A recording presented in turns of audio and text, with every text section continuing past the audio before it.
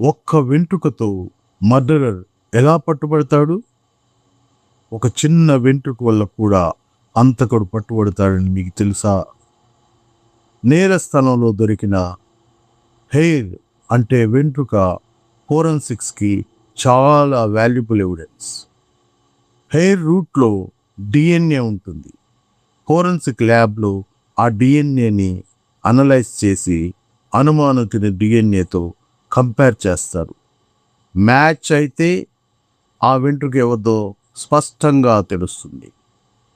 Route లేకుంటే వాటిపై ఉన్న మార్ఫలాజికల్ క్యారెక్టర్ని అనుమానితుడితో కంపేర్ చేసి తెలుసుకుంటారు. ఇలాంటి ఫోరెన్సిక్ సీక్రెట్స్ తెలుసుకోవాలంటే తరువు ఫోరెన్సిక్స్ తెలుగుని ఫాలో అవ్వండి.